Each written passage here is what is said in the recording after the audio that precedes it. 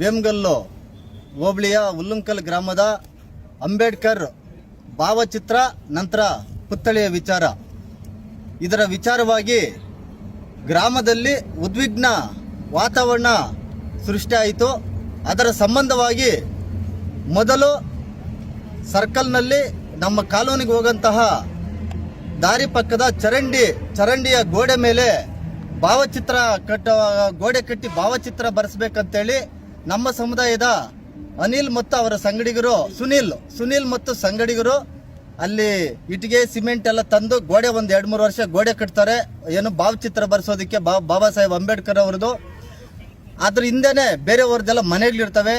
ಆಮೇಲೆ ಆ ಗ್ರಾಮದವರು ಏನಿಲ್ಲೆಲ್ಲ ಸೇರಿದ್ದಾರೆ. ಇವರು ಚರಂಡಿ ಮೇಲೆ ಕಟ್ಟೋದು ಬೇಡ, ಇಲ್ಲೆಲ್ಲ ಮನೆಗಳಿದೆ. ಒಂದು ಬಾರಿ ಅಕಸ್ಮಾತ್ ಏನಾದರೂ ಚರಂಡಿ ಗೋಡೆ ಸರಿಯಾಗಿ ಕಟ್ಟಿರೋದಿಲ್ಲ, ಅದೇನಾದ್ರೂ ಬಿದ್ದೋದ್ರೆ ಈ ಅಕ್ಕಪಕ್ಕ ಮನೆಗಳವ್ರ ಮೇಲೆ ಬರ್ತದೆ. ಆ ರೀತಿ ಅದು ಕಟ್ಟೋದು ಬೇಡ, ಒಳ್ಳೆ ಜಾಗದಲ್ಲಿ ನಾವೆಲ್ಲ ಮಾತಾಡ್ಕೊಂಡು ಕಟ್ಟೋಣ ಅಂತೇಳಿ ನಿಲ್ಲಿಸಿರೋದು 100ಕ್ಕೆ 100ರಷ್ಟು ಸತ್ಯ. ಆ ಸಂದರ್ಭದಲ್ಲಿ ಆ ಗ್ರಾಮದ ಯುವಕರು ಪುರಳ್ಳಿ ಗ್ರಾಮದ ಯುವಕರನ್ನ ಜೊತೆ ಮಾಡ್ಕೊಂಡು ನನಗೆ ಕರೆ ಮಾಡಿಸಿ, ನಂತರ ನಮ್ಮ ಗ್ಯಾರಂಟಿ ಸಮಿತಿ ಅಧ್ಯಕ್ಷರು, ಆ ಭಾಗದ ಹಿರಿಯ ಹೋರಾಟಗಾರರವರು ಮುನಿಯಪ್ಪ ಅಣ್ಣನವರು ಮತ್ತು ನನಗೆ ಕರೆ ಮಾಡಿ ನೀವು ಬರಬೇಕು, ಇದನ್ನ ಸಾಲ್ವೇಷನ್ ಮಾಡ್ಬೇಕಂತ ನನಗೆ ಫೋನ್ ಕರೆ ಮೂಲಕ ಕರೆದಾಗ ಮುನಿಯಪ್ಪಣ್ಣ ನಾವು ಗ್ರಾಮದ ಯುವಕರ ಜೊತೆ ಹೋಗಿ ಆ ಪುರಳ್ಳಿ ಗ್ರಾಮದ ಯುವಕ ಗಣೇಶ್ ಅಂತಿದ್ದಾನೆ, ಆ ಯುವಕರ ಜೊತೆ ಹೋಗಿ ಏನು ಚರಂಡಿ ಮೇಲೆ ಕಟ್ಟೋದು ಬೇಡ, ಅವ್ರು ಹೇಳ್ತಾ ಇರೋದು ಸತ್ಯನೇ ಇದೆ. ಯಾವತ್ತಾದ್ರೂ ಅದು ಬಿದ್ದಿದ್ದೋದ್ರೆ ಇದು ಸಮಸ್ಯೆ ಆಗ್ತದೆ. ನಾವು ಬಿದ್ದಿದ್ದೋದ್ರೆ ನಾವು ಕಂಪ್ಲೇಂಟ್ ಕೊಡೋದು ಯಾರ ಮಗ ಸವರ್ಣೀರ್ ಮೇಲೆ, ಇದು ಸಮಸ್ಯೆ ಆಗ್ತದೆ, ಬೇಡ. ಒಳ್ಳೆ ಸರ್ಕಲಲ್ಲೇ ಒಳ್ಳೆ ಜಾಗದಲ್ಲೇ ಗೋಡೆ ಕಟ್ಟಿ ಭಾವಚಿತ್ರ ಬರ್ಸೋಣ ಅಂತೇಳಿ ಪೊಲೀಸ್ ಇನ್ಸ್ಪೆಕ್ಟ್ರು, ನಮ್ಮ ವೇಮಗಲ್ ಪೊಲೀಸ್ ಸ್ಟೇಷನ್ ಇನ್ಸ್ಪೆಕ್ಟರ್ ನೇತೃತ್ವದಲ್ಲಿ ಆ ಗ್ರಾಮದ ಮುಖಂಡ ಈರಪ್ಪ ಮತ್ತು ಹೊಸಕೋಟೆನಿಂದ ಬಂದಂತ ಸಂಘಟನೆ ಹೋರಾಟಗಾರರಾದ ಶ್ರೀಕಾಂತ್ ರಾವಣ್ಣು, ನಾವು ಇನ್ನು ಗ್ರಾಮದ ಹಲವಾರು ಮುಖಂಡರು ಎಲ್ಲ ಸೇರಿ ಒಂದು 10-12 ಜನ ಡೈರಿ ಒಳಗಡೆ ಸಭೆ ಮಾಡಿ, ಡೈರಿ ಮುಂದ್ಗಡೆನೆ ಏನು ಇವರು ಬಂದ ಮುಖಂಡರು ಎಲ್ಲಿ ಬೇಡಪ್ಪ ಕಟ್ಟೋದು, ಬಾಬಾ ಸಾಹೇಬರು ನಮಗೂ ದೇವರು, ಒಳ್ಳೆ ಜಾಗದಾಗಿರ್ಲಿ ಅಂತೇಳಿ ಸರ್ಕಲ್ನಲ್ಲೇ ಭಾವಚಿತ್ರ ಕಟ್ಟಕ್ಕ ಎಲ್ಲರೂ ಸೇರಿ ಒಪ್ಪಿಗೆ ಕೊಡ್ತಾರೆ. ಆ ಸಂದರ್ಭದಲ್ಲಿ ಗ್ರಾಮದವರು ಎಲ್ಲರೂ ಸೇರಿ ಜಿಂದಾಬಾದ್ಗಳಾಗ್ತಾರೆ, ಜೈ ಭೀಮ್ ಅಂತ ಘೋಷಣೆಗಳಿಗೆ ಕೂಗ್ತಾರೆ, ಎಲ್ರಿಗೂ ಖುಷಿ ಆಗ್ತದೆ. ಅಲ್ಲಿ ಸಿ ಬೈರೇಗೌಡ ದಿವಂಗತ ಸಿ ಬೈರೇಗೌಡದ ನಾಮಫಲಕ ಇರುತ್ತೆ. ಏನ್ ನಾಮಫಲಕ ಅಂದ್ರೆ ಸರ್ಕಲ್ ಉದ್ಘಾಟನೆ ಮಾಡಿದಂತ ಅಂದಿನ ಕಾಲದ್ದು ನಾಮಫಲಕ ಇರ್ತದೆ ಡೈರಿ ಗೋಡೆಕ. ಆ ನಾಮಫಲಕನ ತೆಗೆದು ನಂತರ ಭಾವಚಿತ್ರನ ಬರೆದು ಸೈಡಲ್ಲಿ ಅದನ್ನ ಅಲ್ಲೇ ಅಂಟಿಸೋದಂತ ಕೂಡ ನಾವು ಮಾತುಕತೆ ಮಾಡಿ ಎಲ್ಲರೂ ಕೂಡ ಒಪ್ಕೊಂಡಿರ್ತಾರೆ.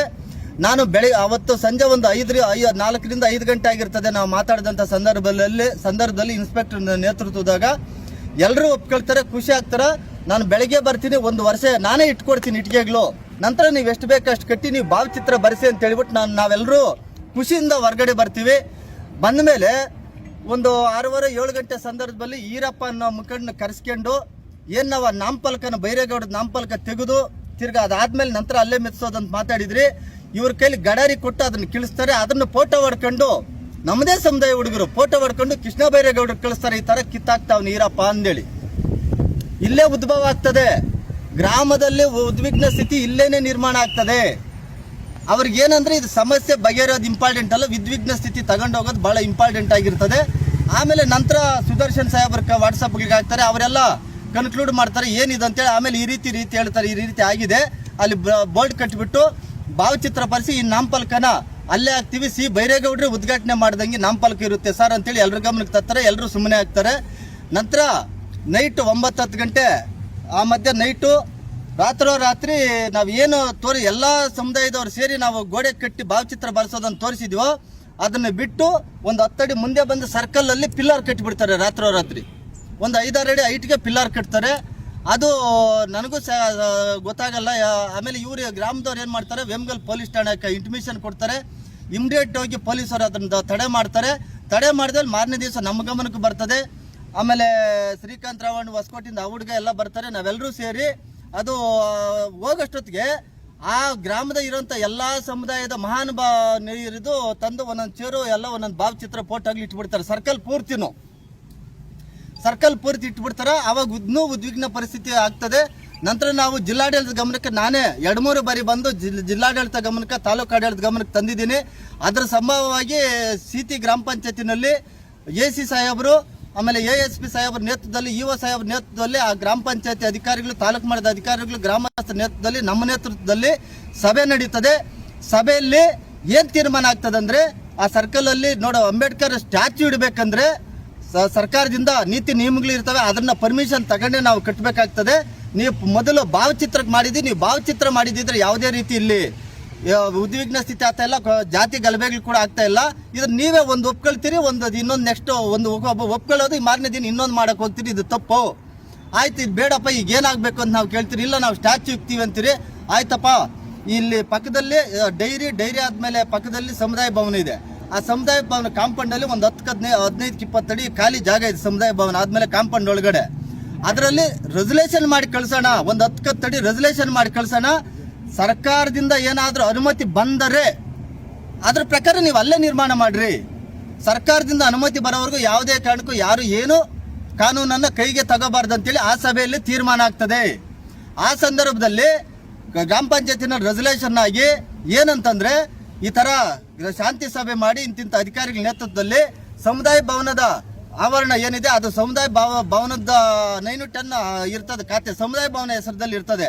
ಅಂಬೇಡ್ಕರ್ ಸ್ಟ್ಯಾಚ್ಯೂ ಹೆಸರದಲ್ಲಿ ಖಾತೆ ಇರೋದಿಲ್ಲ. ಅವತ್ತಿಗೆ ಸಮುದಾಯ ಭವನ ಹೆಸರದಲ್ಲಿ ಖಾತೆ ಇರ್ತದೆ. ಇದ್ರ ಒಳಗಡೆ 10 ಅಡಿ ನಿಗದಿಪಡಿಸಿ, ನೀವು ರೆಸಲ್ಯೂಷನ್ ನೋಡ್ಬರ್ತಾವು, 10 ಅಡಿ ಅಂಬೇಡ್ಕರ್ ಪುತ್ಳಿಗೆ ಅಂತೇಳಿ ನಿಗದಿಪಡಿಸಿ ಸರ್ಕಾರಕ್ಕೆ ಶಿಫಾರಸು ಮಾಡೋದು ಅನುಮತಿಗಾಗಿ ಅಂತೇಳಿನೇ ಬರ್ದಿರೋದು. ನೀವು ನೋಡ್ರಿ ರೆಸಲ್ಯೂಷನ್. ಯಾವುದೇ ರೀತಿ 9-10 ಖಾತೆ ಮಾಡ್ರಿ ಅಂತೇಳಿ ಯಾರು ಹೇಳಿಲ್ಲ. ಯಾಕೆ ಹೇಳಿಲ್ಲ ಅಂದ್ರೆ 9-10, 11 ಪರಂ ನಂಬರ್ 9, 11 ಇವೆಲ್ಲ ಕೊಡೋದು ಸರ್ಕಾರ 2013-14 ನಿಷೇಧ ಮಾಡಿದೆ ಪಂಚಾಯತ್ ರಾಜ್ ಆಕ್ಟ್ ಅಲ್ಲಿ. ಅದ್ರ ಬಗ್ಗೆ ಯಾರು ಕೂಡ ಮಾತಾಡಿಲ್ಲ. ನೀವು 9-10, 11 ಬರ್ಕೊಡಿ ಅಂತೇಳಿ ಯಾರು ಕೂಡ ಮಾತಾಡಿಲ್ಲ. ಆದರೆ PDO ಅವರು ನಮಗ್ ಗೊತ್ತಿದ್ದ ರೆಸಲ್ಯೂಷನ್ ಆಗಿದ್ದೊಂದು ಬರೀ ಅನುಮತಿಗೆ ಅಂತೇಳಿ ಶಿಫಾರಸ್ ಆಯ್ತು.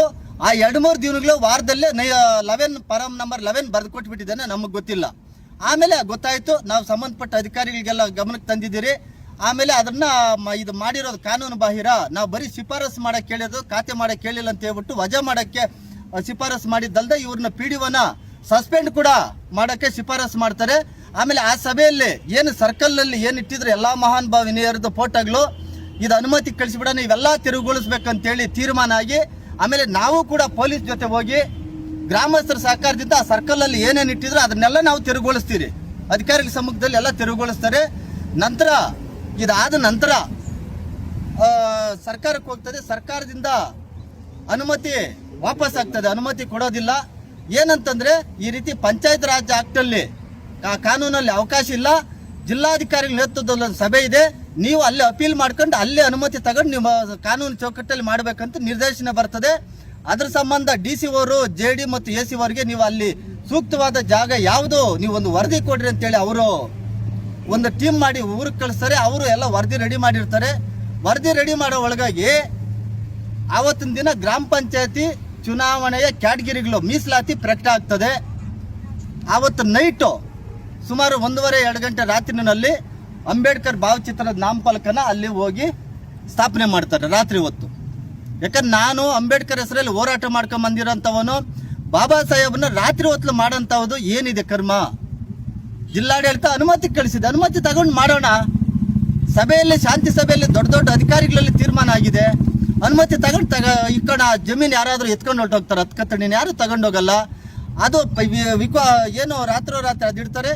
ಅವತ್ತು ಬೆಳಗ್ಗೆನೆ ಇನ್ನು ಉಳಿಕೆ ಆದ ಎಲ್ಲಾ ಸಮುದಾಯದವರು ಕೂಡ ಮಹನೀಯರ ಹೋಗಿ ಭಾವಚಿತ್ರಗಳ ನಾಮಫಲಕ ಹಾಕಿ ದಿನೇ ಇದು ಉದ್ಭವ ಆಗ್ತದೆ.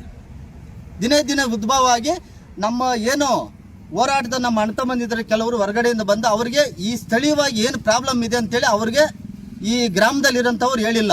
ಈಗ ಅಂಬೇಡ್ಕರ್ ಈ ತರ ಸವರ್ಣೀರ್ ಬಂದು ತೊಂದರೆ ಮಾಡ್ತಾವ್ರೆ ಅಂತಂದ್ರೆ ಎಂಥವರೆಗೂ ಆವೇಶ ಬಂದೇ ಬರ್ತದೆ. ಆದ್ರೆ ಗ್ರಾಮದಲ್ಲಿರೋ ವಾತಾವರಣನೇ ಬೇರೆ ಇದೆ, ಅಲ್ಲಿನ ಸ್ಥಿತಿನೇ ಬೇರೆ ಇದೆ. ಅಲ್ಲಿ ಏನು ಸುನಿಲ್ ಅನ್ನೋ ಹುಡುಗ ಇದ್ದಾನೆ, ಈ ಗ್ರಾಮದಲ್ಲಿ ಈ ಮೇಲ್ವರ್ಗದವ್ರ ಹತ್ರ ಎಲ್ಲ 25-30 ಲಕ್ಷ ಸಾಲ ಮಾಡಿದ್ದಾನೆ. ಇದು ಇಂಪಾರ್ಟೆಂಟು. 25-30 ಲಕ್ಷ ಸಾಲ ಮಾಡಿದ್ದಾನೆ. ಇವರೆಲ್ಲ ದುಡ್ಡನ್ನ ಕೆಲವು ದಿನಗಳು ಇದಾಗಕ್ಕೆ ಮೊದಲು ಕೇಳಕ್ ಹೋಗ್ತಾರೆ.